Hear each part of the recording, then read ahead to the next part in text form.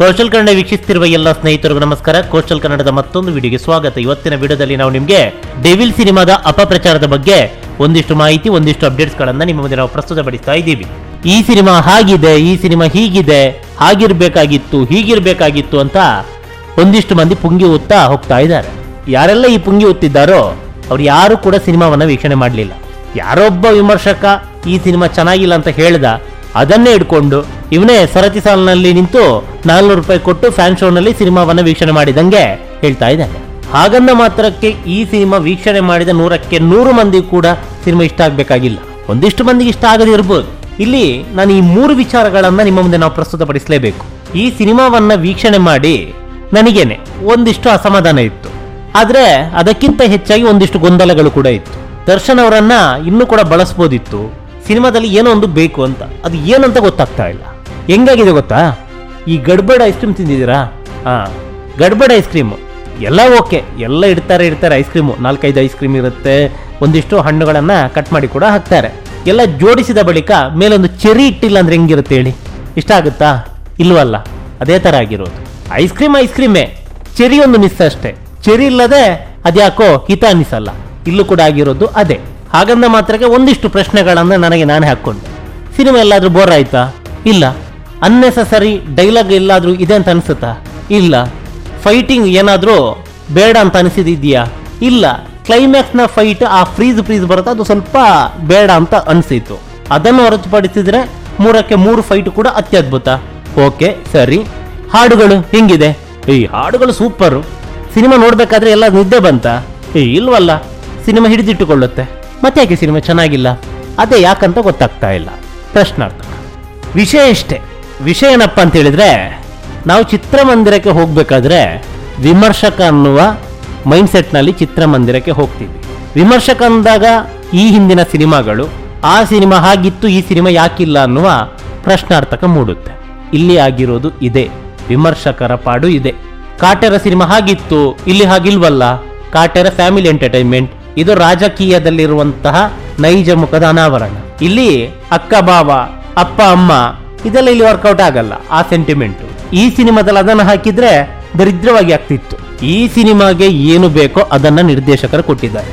ರಾಜಕಾರಣ, ಅವರ ನೈಜ ಮುಖದ ಅನಾವರಣ, ಅವ್ರು ಯಾವ ರೀತಿ ಎಲ್ಲ ಆಡ್ತಾರೆ, ಇವೆಲ್ಲವನ್ನ ಈ ಸಿನಿಮಾದಲ್ಲಿ ಕಟ್ಟಿಕೊಟ್ಟಿದ್ದಾರೆ. ಸಿನಿಮಾ ಯಾವ ರೀತಿ ಇರಬೇಕೋ ಆ ರೀತಿಯಾಗಿ ಇದೆ. ಯಾರೆಲ್ಲ ಈ ಸಿನಿಮಾವನ್ನ ಅಪಪ್ರಚಾರ ಮಾಡ್ತಾರೋ ಅವರು ಸರಿಯಾಗಿ ಆಲೋಚನೆ ಮಾಡಿ. ಈ ಸಿನಿಮಾದ ಕಂಟೆಂಟ್ ಹೆಂಗಿರ್ಬೇಕು ಹಂಗೆ ಇದೆಯೋ ಇಲ್ವೋ ಅಂತ. ಅನ್ನೆಸಸರಿ ದೃಶ್ಯ ಯಾವುದೂ ಇಲ್ಲ. ಎಲ್ಲೋ ಒಂದು ತುರ್ಕಿಸ್ಬೇಕು ಅಂತ ಯಾವ ದೃಶ್ಯವನ್ನು ಇಲ್ಲಿ ತುರ್ಕಿಸಿಲ್ಲ. ಹಾಡು ಇದೆ, ಇಲ್ಲ ಅಂತ ಹೇಳಲ್ಲ. ಹಾಗಂತ ಆ ಹಾಡು ಬೋರ್ ಆಗುತ್ತಾ? ಇಲ್ಲ. ಎಂಟರ್ಟೈನ್ಮೆಂಟ್ ಆಗಿದೆ. ಆ ಹಾಡು ಬೇಕೇ ಇತ್ತು. ಈ ಹಿಂದೆ ಸಲಗ ಸಿನಿಮಾ ತೆರೆ ಕಂಡಾಗ ಆ ಒಂದು ಹಾಡು ಇದೆಯಲ್ಲ, ಸಿದ್ದಿ ಸಮುದಾಯದವರು ಹಾಡಿದಂತ ಹಾಡು ಆ ಸಿನಿಮಾದಲ್ಲಿ ಇರಲಿಲ್ಲ. ಆಮೇಲೆ ಏನಾಯ್ತು? ಪ್ರೇಕ್ಷಕರ ಒತ್ತಾಯದ ಮೇರೆಗೆ ಆ ಹಾಡನ್ನ ತುರುಕಿಸಲಾಯಿತು. ಆ ಹಾಡನ್ನ ಕಟ್ ಮಾಡ್ತಾ ಇದ್ರೆ ಹಾಡನ್ನ ಯಾಕೆ ಹಾಕಿಲ್ಲ ಅಂತ ಕೇಳ್ತಾ ಇದ್ರು.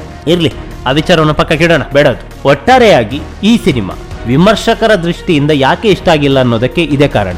ನಾವು ವಿಮರ್ಶಕರಾಗಿ ಚಿತ್ರಮಂದಿರಕ್ಕೆ ಹೋಗ್ತೀವಿ, ಅವರ ಹಿಂದಿನ ಸಿನಿಮಾಗಳನ್ನ ನಾವು ಇದಕ್ಕೆ ಕಂಪೇರ್ ಮಾಡ್ತೀವಿ. ಹಾಗಾಗಿ ನಮಗೆ ಅದು ಇಷ್ಟ ಆಗಲ್ಲ. ಅದು ಫ್ಯಾಮಿಲಿ ಓರಿಯೆಂಟೆಡ್ ಕಥೆ, ಇದು ಫ್ಯಾಮಿಲಿ ಓರಿಯೆಂಟೆಡ್ ಕಥೆ ಅಲ್ಲ, ಇದು ಪೊಲಿಟಿಕಲ್ ಡ್ರಾಮಾ. ಹೀಗಾಗಿ ಆ ಕಥೆನೇ ಬೇರೆ, ಈ ಕಥೆನೇ ಬೇರೆ. ಅದು ಯಾವ ರೀತಿ ಇರಬೇಕಿತ್ತೋ ಆ ರೀತಿ ಇತ್ತು, ಇದು ಯಾವ ರೀತಿ ಇರಬೇಕೋ ಆ ರೀತಿಯಾಗಿ ಇದೆ. ಇದೇ ಸಿನಿಮಾವನ್ನ ಸಾಮಾನ್ಯ ಆಡಿಯನ್ಸ್ ನಲ್ಲಿ ಕೇಳಿದ್ರೆ ಸಿನಿಮಾ ಅತ್ಯದ್ಭುತವಾಗಿದೆ, ಸಿನಿಮಾ ತುಂಬಾನೇ ಚೆನ್ನಾಗಿದೆ, ಪಕ್ಕ ಎಂಟರ್ಟೈನ್ಮೆಂಟ್ ಸಿನಿಮಾ ಅಂತ ಹೇಳ್ತಾರೆ. ಅದೇ ವಿಮರ್ಶಕರಿಗೆ ಇಷ್ಟ ಆಗಿಲ್ಲ, ಕಾಮನ್ ಆಡಿಯನ್ಸ್ಗೆ ಇಷ್ಟ ಆಯಿತು. ಯಾಕಂತ ಹೇಳಿದ್ರೆ ಕಾಮನ್ ಆಡಿಯನ್ಸ್ ಯಾವುದೇ ವಿಮರ್ಶಾತ್ಮಕವಾಗಿ ನೋಡಲ್ಲ. ಅವನಿಗೆ ಎಂಟರ್ಟೈನ್ಮೆಂಟ್ ಬೇಕು ಅಷ್ಟೇ. ಕೊಟ್ಟ ದುಡ್ಡಿಗೆ ಏನಾದರೂ ಮೋಸ ಇದೆಯಾ ಅಂತ ಕೇಳಿದ್ರೆ ಇಲ್ಲ, ಪಕ್ಕಾ ಪೈಸಾ ವಸೂಲಿ ಸಿನಿಮಾ ಅಂತ ಹೇಳ್ತಾರೆ. ಹಾಗಾದ್ರೆ ಇಲ್ಲಿ ಎಡವಿದ್ಯಾರು? ವಿಮರ್ಶಕನೋ ಅಥವಾ ಪ್ರೇಕ್ಷಕನೋ? ಇನ್ನು ಇಂಡಸ್ಟ್ರಿ ಅವರಲ್ಲಿ ಕೇಳಿದ್ರೆ ಟೆಕ್ನಿಕಲ್ ಆಗಿ ಸಿನಿಮಾವನ್ನ ತುಂಬಾನೇ ಚೆನ್ನಾಗಿ ಮಾಡಿದ್ದಾರೆ. ಅದಕ್ಕೆ ಆ ಒಂದು ದೃಶ್ಯಕ್ಕೆ ಇಷ್ಟು ಖರ್ಚಾಗುತ್ತೆ, ಈ ಒಂದು ದೃಶ್ಯಕ್ಕೆ ಇಷ್ಟು ಖರ್ಚಾಗುತ್ತೆ, ಇದನ್ನು ಹೆಂಗೆ ಮಾಡಿದಾರೋ, ಅದನ್ನು ಹೆಂಗೆ ಮಾಡಿದಾರೋ, ಅಬ್ಬಬ್ಬಾ ತುಂಬಾನೇ ನೀಟಾಗಿ ಮಾಡಿದ್ದಾರೆ, ಪ್ರೇಮ್ ಅಂತೂ ಸೂಪರ್ ಆಗಿದೆ. ಹೀಗೆ ಟೆಕ್ನಿಕಲಿ ಆಗಿ ಈ ಸಿನಿಮಾವನ್ನ ಹೊಗಳ್ತಾ ಇದ್ದಾರೆ. ಸಿನಿಮಾದ ಕತೆ ಚೆನ್ನಾಗಿದೆ, ಸ್ಕ್ರೀನ್ ಪ್ಲೇ ಚೆನ್ನಾಗಿದೆ, ಆದ್ರೆ ಏನೋ ಒಂಥರ ಮಿಸ್ಸಿಂಗ್ ಅಂತ ಅವರು ಕೂಡ ಹೇಳ್ತಿದ್ದಾರೆ. ಇಲ್ಲಿ ನಮ್ಗೆ ಏನು ಮಿಸ್ಸಿಂಗ್ ಅಂತ ಅನ್ಸಿದ್ಯೋ ಅದೇ ವಿಮರ್ಶೆಯನ್ನ ಅವರು ಕೂಡ ಮಾಡ್ತಾ ಇದ್ದಾರೆ. ಅದೇನು ಮಿಸ್ಸಿಂಗ್ ಅಂತ ಕೇಳಿದ್ರೆ ಪ್ರಶ್ನಾರ್ಥಕ. ಇರ್ಲಿ, ಒಟ್ಟಾರೆಯಾಗಿ ಹೇಳೋದಾದ್ರೆ ಈ ಸಿನಿಮಾವನ್ನ ಅಪಪ್ರಚಾರ ಮಾಡ್ತಾ ಇರೋದು ಯಾರು ಅಂತ ಕೇಳಿದ್ರೆ ಈ ಸಿನಿಮಾವನ್ನ ವೀಕ್ಷಣೆ ಮಾಡದವರು. ವಿಮರ್ಶಕರು ಅವರ ಅನುಭವವನ್ನು ಅವರು ಹೇಳ್ತಾರೆ.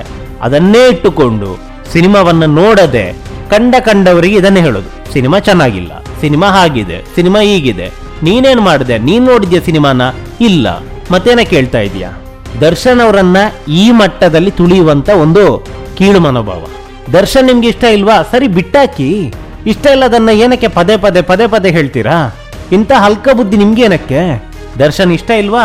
ಪರವಾಗಿಲ್ಲ, ಅವರ ಸಿನಿಮಾ ನೋಡ್ಬೇಡಿ, ಹಾಗೇನೆ ಅವರ ಬಗ್ಗೆ ಮಾತಾಡ್ಲೂಬೇಡಿ. ಇಷ್ಟ ಇಲ್ಲ ತಾನೆ, ಇಷ್ಟ ಇಲ್ಲದವ್ರ ಬಗ್ಗೆ ಏನಕ್ಕೆ ಮಾತಾಡ್ತೀರಾ? ಅದರ ಬದಲು ಕಂಡವರಲ್ಲಿ ಸಿನಿಮಾ ಚೆನ್ನಾಗಿಲ್ಲ, ಸಿನಿಮಾ ಹಂಗಿದೆ ಹಿಂಗಿದೆ, ಅದು ನೋಡೋದು ಹೆಂಗೆ ಜಡ್ಜ್ಮೆಂಟ್ ಮಾಡ್ತೀಯಾ? ಅದೇನೇ ಇರಲಿ, ಸಿನಿಮಾ ಅಂತೂ ಚೆನ್ನಾಗಿದೆ. ಕೊಟ್ಟ ದುಡ್ಡಿಗೆ ಮೋಸ ಮಾಡುವಂತ ಸಿನಿಮಾ ಅಲ್ಲ. ಅಷ್ಟೇನಾದ್ರೂ ಡೌಟ್ ಇತ್ತಂತಾದ್ರೆ ಒಮ್ಮೆ ಚಿತ್ರಮಂದಿರಕ್ಕೆ ಹೋಗಿ ಸಿನಿಮಾವನ್ನು ವೀಕ್ಷಣೆ ಮಾಡಿ, ಆ ಬಳಿಕ ಈ ವಿಡಿಯೋ ಕೂಡ ಕಮೆಂಟ್ ಮಾಡಿ. ಸಿನಿಮಾ ನೋಡದೆ ಹಂಗಿದೆ ಹಿಂಗಿದೆ, ಅಲ್ಲಿ ಕಲೆಕ್ಷನ್ ಆಗಿಲ್ಲ, ಇಲ್ಲಿ ಕಲೆಕ್ಷನ್ ಆಗಿಲ್ಲ, ಕಲೆಕ್ಷನ್ ನಿಮಗೇನು ತೊಂದರೆ? ಆದ್ರೆ ಒಳ್ಳೇದು ಮಾಡಿ. ಇಲ್ವಾ, ಮುಚ್ಕೊಂಡಿರಿ. ಸಿನಿಮಾ ಕಲೆಕ್ಷನ್ ಆಯ್ತೋ ಬಿಡ್ತೋ ಅದು ನಿರ್ಮಾಪಕರಿಗೆ ಬಿಟ್ಟಿರೋದು. ಹಾಕಿರೋ ಬಂಡವಾಳ ಬಂದೇ ಬರುತ್ತೆ. ಚಿತ್ರಮಂದಿರ ಖಾಲಿ ಹೋಗಿ, ಕುಟುಂಬದವರನ್ನೆಲ್ಲ ಬಸ್ ಮಾಡ್ಕೊಂಡು ಕರ್ಕೊಂಡು ಹೋಗಿ, ನಿಮ್ಮಿಂದ ಆದ್ರೂ ಒಂದು ಫುಲ್ ಆಗ್ಲಿ. ಆಗುತ್ತಾ? ತಾಕತ್ತಿದೆಯಾ? ಒಳ್ಳೇದು ಮಾಡೋದಕ್ಕೆ ನಿಮ್ಗೆ ತಾಕತ್ತು ಇಲ್ಲ ಅಂತಾದ್ರೆ ಕೆಟ್ಟದ್ದು ಕೂಡ ಮಾಡ್ಲಿಕ್ಕೆ ನಿಮ್ಗೆ ತಾಕತ್ತು ಇರಬಾರ್ದು. ಸಿನಿಮಾ ಚೆನ್ನಾಗಿದೆ, ಕೊಟ್ಟ ದುಡ್ಡಿಗೆ ಸಿನಿಮಾ ಮೋಸ ಮಾಡಲ್ಲ, ಪಕ್ಕ ಎಂಟರ್ಟೈನ್ಮೆಂಟ್ ಆಗಿದೆ. ದರ್ಶನ್ ಅವರ ಪಾತ್ರವಂತೂ ಎಕ್ಸಲೆಂಟ್. ಈ ತನಕ ಮಾಡದಂತ ಪಾತ್ರದಲ್ಲಿ ದರ್ಶನ್ ಅವರು ಈ ಸಿನಿಮಾದಲ್ಲಿ ಕಾಣಿಸಿಕೊಂಡಿದ್ದಾರೆ. ಅತ್ಯದ್ಭುತ ರಗಡಾಗಿದೆ ದರ್ಶನ್ ಅವರ ಪಾತ್ರ. ಈ ಸಿನಿಮಾದ ಹೈಲೈಟ್ ದರ್ಶನ್ ಅವರು. ಹಾಗಂದ ಮಾತ್ರಕ್ಕೆ ಬೇರೆ ಪಾತ್ರಗಳಿಗೆ ಇಲ್ಲಿ ಸ್ಕೋಪ್ ಇಲ್ವ ಅಂತ ಕೇಳಿದ್ರೆ ಎಲ್ಲಾ ಪಾತ್ರಗಳಿಗೂ ಕೂಡ ಪ್ರಾಮುಖ್ಯತೆಯನ್ನು ನೀಡಿದ್ದಾರೆ. ಹೀರೋಯಿನ್ ಹೊಸಬರಾದ್ರೂ ಕೂಡ ಅವರಿಗೆ ಹೆಚ್ಚಿನ ಪ್ರಾಶಸ್ತ್ಯವನ್ನ ಇಲ್ಲಿ ನೀಡಲಾಗಿದೆ. ಹಾಗಂದ ಮಾತ್ರಕ್ಕೆ ಕಥೆಯಿಂದ ಹೊರಗಡೆ ಹೋಗಿಲ್ಲ. ಇನ್ನೊಂದು, ಅಚ್ಯುತ್ ಅವರ ಪಾತ್ರ ತುಂಬಾನೇ ಇಂಪಾರ್ಟೆಂಟ್ ರೋಲ್. ಇದರ ಜೊತೆಗೆ ಈ ಹೊಸ ಕಲಾವಿದರೇನಿದ್ದಾರೆ, ಟಿವಿ ಕಾಮಿಡಿ ಶೋ ನಲ್ಲಿ ಬರುವಂತಹ ಒಂದಿಷ್ಟು ಆರ್ಟಿಸ್ಟ್ಗಳು, ಹಾಗೆ ಯೂಟ್ಯೂಬ್ ನಲ್ಲಿ ಕಾಮಿಡಿ ಸೀರೀಸ್ ಮಾಡುವಂತಹ ಒಂದಿಷ್ಟು ನಟರು, ಇವರಿಗೂ ಕೂಡ ಈ ಸಿನಿಮಾದಲ್ಲಿ ಚಾನ್ಸ್ ಕೊಟ್ಟಿದ್ದಾರೆ. ಇದೇ ಹೇಳುತ್ತೆ ಹೊಸಬರನ್ನ ಯಾವ ರೀತಿ ಮುನ್ನೆಲೆಗೆ ತಂದಿದ್ದಾರೆ ಅಂತ. ಇದರೊಂದಿಗೆ ಅತ್ಯದ್ಭುತವಾದಂತಹ ಸಂಗೀತ ಕೂಡ ಈ ಸಿನಿಮಾದಲ್ಲಿ ಇದೆ. ಹಾಸ್ಯ ಒಂದು ಪಾತ್ರಧಾರಿ ದರ್ಶನ್ ಅಂದ್ರೆ ಕೃಷ್ಣ ಇಲ್ಲಿ ಅವಾಗ ಕಚಗುಳಿ ಇಡ್ತಾನೆ. ದ್ವಿತೀಯಾರ್ಧದಲ್ಲಿ ಟ್ವಿಸ್ಟ್ ಮೇಲೆ ಟ್ವಿಸ್ಟ್. ದರ್ಶನ್ ಅವರಿಗೆ ಆಕ್ಟಿಂಗ್ ಬರಲ್ಲ. ದರ್ಶನ್ ಅವರು ಒಂದೇ ರೀತಿ ಆಕ್ಟಿಂಗ್ ಮಾಡ್ತಾರೆ, ಕೇವಲ ಮಾಸ್ ಆಗಿರುತ್ತೆ, ಅದು ಬಿಟ್ಟರೆ ಬೇರೆ ಏನು ಬರಲ್ಲ ಅಂತ ಹೇಳ್ತಾರಲ್ಲ. ಒಮ್ಮೆ ನೋಡಿ ಈ ಸಿನಿಮಾವನ್ನ, ಯಾವ ರೀತಿ ಆಕ್ಟಿಂಗ್ ಮಾಡಿದ್ದಾರೆ ಅಂತ. ಕರೆಕ್ಟ್ ಆಗಿ ಅವಕಾಶ ಆ ಸಂದರ್ಭದಲ್ಲಿ ದರ್ಶನ್ ಅವರಿಗೆ ಸಿಗ್ತಾ ಇದ್ರೆ ಎಂತೆಂಥ ಪಾತ್ರದಲ್ಲಿ ಮಿಂತಾ ಇದ್ರು. ನಮ್ಮ ಪ್ರೀತಿಯ ರಾಮ್ ಸಿನಿಮಾಗೆ ಕೈ ಹಿಡಿತಾ ಇದ್ರೆ ಅದು ಕೈ ಹಿಡಿಯಲಿಲ್ಲ. ಹಾಗಾಗಿ ದರ್ಶನ್ ಅವರಿಗೆ ಮಾಸ್ ಪಾತ್ರಗಳೇ ಬಂತು. ಅದಾದ ಬಳಿಕ ಅದೇ ಮುಂದುವರೆದುಕೊಂಡು ಬಂತು. ಮತ್ತೆ ಅಭಿನಯ ಮಾಡಿಲ್ಲ, ಒಂದೇ ರೀತಿ ಇದೆ ಅಂತ ಕೇಳಿದ್ರೆ ಏನ್ ಮಾಡಕ್ಕಾಗತ್ತೆ? ನೋಡುವ ಕಣ್ಣುಗಳು ಮಾಸನ್ನೇ ನೋಡಿದ್ರೆ, ಸ್ವಲ್ಪ ಕ್ಲಾಸ್ ಅನ್ನು ನೋಡ್ತಾ ಇದ್ರೆ ದರ್ಶನ್ ಅವರು ಒಂದಿಷ್ಟು ಕ್ಲಾಸ್ ಸಿನಿಮಾಗಳು ಕೂಡ ಬರ್ತಾ ಇತ್ತು. ನೋಡಿಲ್ಲ, ಅವಕಾಶಗಳು ಬರಲಿಲ್ಲ, ದರ್ಶನ್ ಅವರು ಮಾಡಿಲ್ಲ. ತಪ್ಪ್ಯಾರ್ದು? ಇರ್ಲಿ, ಈ ವಿಚಾರವನ್ನ ಪಕ್ಕಕ್ಕಿಡೋಣ. ವಿಚಾರ ಇಷ್ಟೇ, ಎಲ್ಲಾ ಪಾತ್ರಗಳಿಗೆ ಎಷ್ಟೆಷ್ಟು ಬೇಕೋ ಅಷ್ಟಷ್ಟು ನ್ಯಾಯವನ್ನ ಇಲ್ಲಿ ಒದಗಿಸಲಾಗಿದೆ. ಅವರದ್ದು ಹೆಚ್ಚು ಇವರದ್ದು ಹೆಚ್ಚು ಅನ್ನುವ ಪಾತ್ರ ಇಲ್ಲಿಲ್ಲ. ಒಟ್ಟಾರೆಯಾಗಿ ಅತ್ಯದ್ಭುತವಾದಂತ ಸಿನಿಮಾ, ಪಕ್ಕಾ ಮನರಂಜನಾತ್ಮಕ ಸಿನಿಮಾ. ಕೊಟ್ಟ ದುಡ್ಡಿಗೆ ಈ ಸಿನಿಮಾ ಮೋಸ ಮಾಡಲ್ಲ. ನಿಮ್ಮ ಸಮಯ ಏನಿದೆ ಅದು ವ್ಯರ್ಥ ಅಂತೂ ಆಗೋದೇ ಇಲ್ಲ. ಅದೇನೇ ಇರಲಿ, ನಮ್ಮ ಕನ್ನಡ ಸಿನಿಮಾ ಭರ್ಜರಿಗೆ ಪ್ರದರ್ಶನವನ್ನ ಕಂಡು ದಾಖಲೆ ಮೇಲೆ ದಾಖಲೆ ಬರೆದು ಹೊಸ ಇತಿಹಾಸವನ್ನ ನಿರ್ಮಿಸಲಿ ಅನ್ನೋದೇ ನಮ್ಮ ಆಶಯ. ನಮಸ್ಕಾರ.